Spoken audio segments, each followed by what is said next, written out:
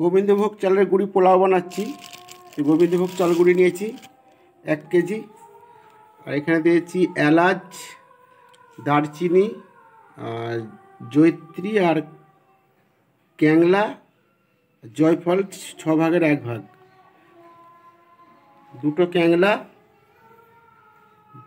12 থেকে 13টা হচ্ছে এলাচ, আর এইটা ওই একটা নিয়েছি, আর দারচিনি ওই অল্প সামান্য,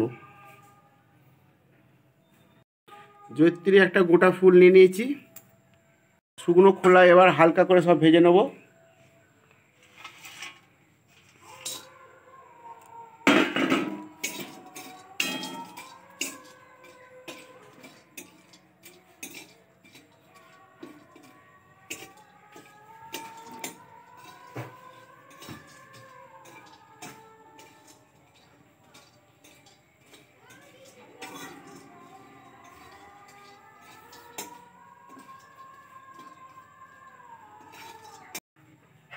নারকেল গাছ 50 গ্রাম, আর হিং দিতে হবে 1 চিমটি মতো। তেল দেবো 50 গ্রাম, আর ঘি দেবো 50 গ্রাম।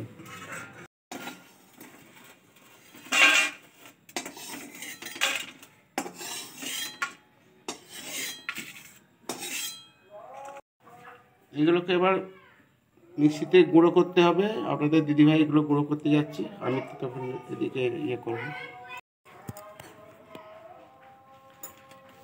নারকেল তেল দিচ্ছি 50 গ্রাম,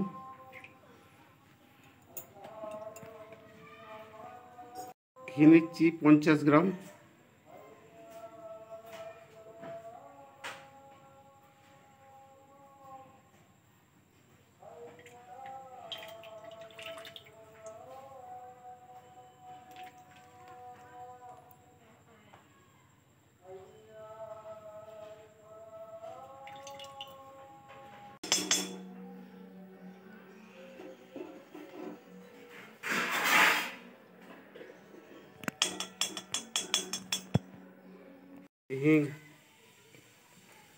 হিং দিচ্ছি,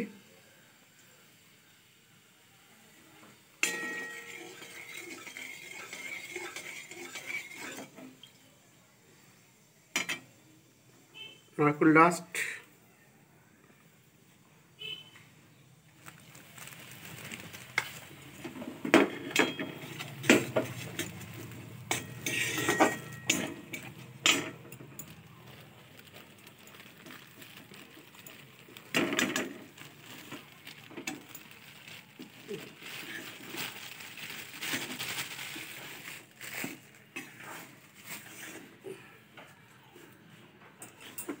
এখন ভালো করে নাড়তে হবে এটাকে।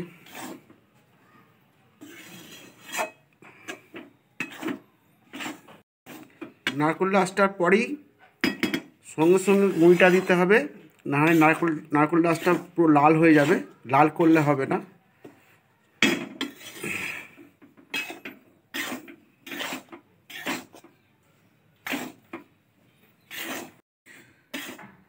এটা গুঁড়িটা হচ্ছে গোবিন্দভোগ চালের গুঁড়ি। কারণটা হচ্ছে এই তেলে আর ঘিয়েতে ভাজলে হেভি সুন্দর একটা ফ্লেভার উঠছে।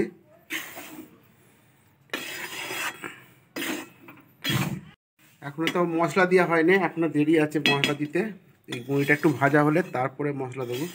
মশলাটা গুঁড়োতে গেছে ওদিকে।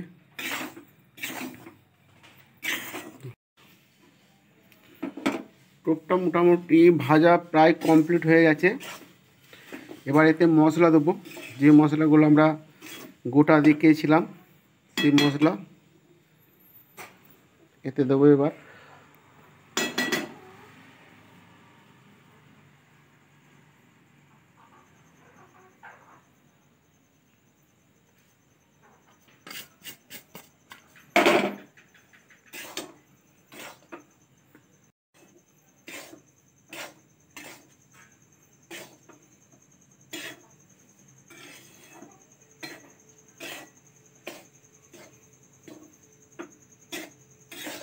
বাহ, খুব সুন্দর সেন্ট বেরিয়েছে।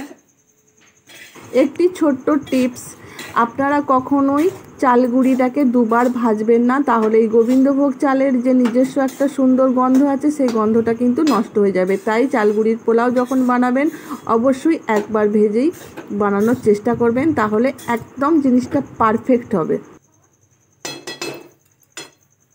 কমপ্লিট হয়ে গেল আমার সাদা টোপ চালগুড়ি মশলা।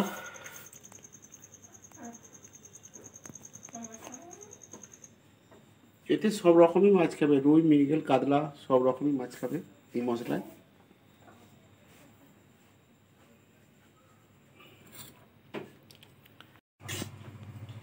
এটা ভালো জায়গায়, কাঁচের জায়গায় হলে 1 মাস পর্যন্ত রাখবে ভালো।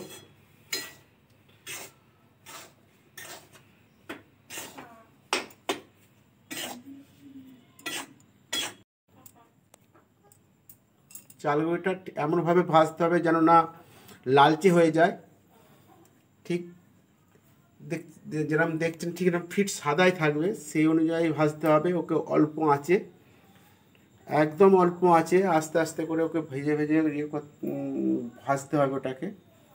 খুব বেশি আঁচে করলে লালচে হয়ে যাবে আর খুব একটা জুৎসই হবে না টোপটা, যেন ফিট সাদা থাকে। ঠিক আমাদের এই ধরনের ফিট সাদা থাকবে।